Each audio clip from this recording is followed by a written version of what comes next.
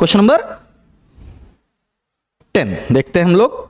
क्या कह रहा है, 3 faces of a die are black, 2 faces are white and 1 face is red, the die is toss 3 time. तो probability कितनी आई क्वेश्चन नंबर 10 की, आई 1/36। कितना है बेटा, 1/36। ठीक है, उसके बाद हम लोग क्वेश्चन नंबर 11 की तरफ बढ़ रहे हैं। A fair coin is tossed 4 times, what is the probability that 2 heads do not occur consecutively. ठीक है, तो कॉइन को जब हमने टॉस किया है तो कितनी प्रोबेबिलिटी आ रही है इसकी, एक बार में 1/2, ऑप्शन नंबर डी। ठीक है, बाकी डिटेल एनालिसिस के लिए बार बार मैं आपसे बता रहा हूं कि हम लोग अपने YouTube चैनल पर लाइव क्लासेस में डिटेल एनालिसिस भी होगा। ठीक है, क्वेश्चन नंबर 12 का जो आंसर आएगा ऑप्शन नंबर डी, ये कभी प्रोबेबिलिटी का ही क्वेश्चन है। तो आपने देखा कि 120 में से हमारे पास अभी तक 12 क्वेश्चन प्रोबेबिलिटी के हमको मिल चुके हैं। ठीक है, और आप अपने आंसर्स कैरी करते रहिएगा, चेक करते रहिएगा। ठीक है बेटा, अब आते हैं क्वेश्चन नंबर 13 की तरफ।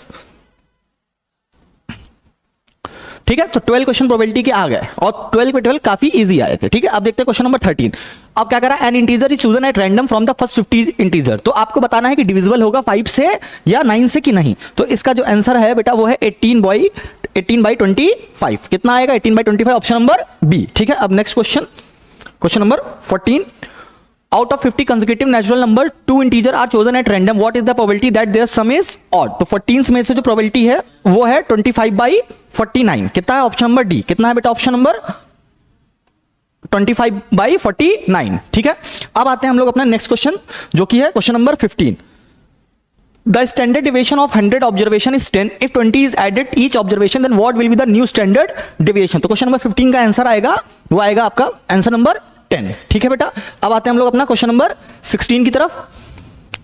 Let X be a random variable following binomial distribution with parameter n equals to 5। तो इसका जो आंसर सही है वो है आपका 0.2। नेक्स्ट क्वेश्चन हमारा है 17th का, the frequency distribution of the marks. तो 17 का जो आंसर है वो आएगा option number B 25, option number B 25। ठीक है, अब अगला क्वेश्चन देखते हैं 18th वाला। If P A equals to 0.3 and P B equals to 0.4, तो इसका जो आंसर आएगा वो आएगा 0.667। ठीक है बेटा, अगला क्वेश्चन देखते हैं। ठीक है, देखते हैं प्रोबेबिलिटी का एक और क्वेश्चन हमारे पास आया, तो टोटल 13 क्वेश्चन हो गए। एक और आ रहा 19th, क्वेश्चन नंबर 19 देखते हैं क्या कह रहा है। If P A equals to 1/3 and P B equals to 1/2, then P A intersection B कितना होगा। तो आंसर आएगा पहला वाला 7/12। ठीक है बेटा, क्वेश्चन नंबर 20 जो कह रहा है वो क्या कह रहा है देखते हैं। कंसीडर करना है स्टेटमेंट को और आपको बताना है इनमें से कौन सा स्टेटमेंट सेटिस्फाई करता है। तो क्वेश्चन नंबर 20 का जो ऑप्शन था वो सेकंड ओनली, कि मीन डेरिवेशन जो होता है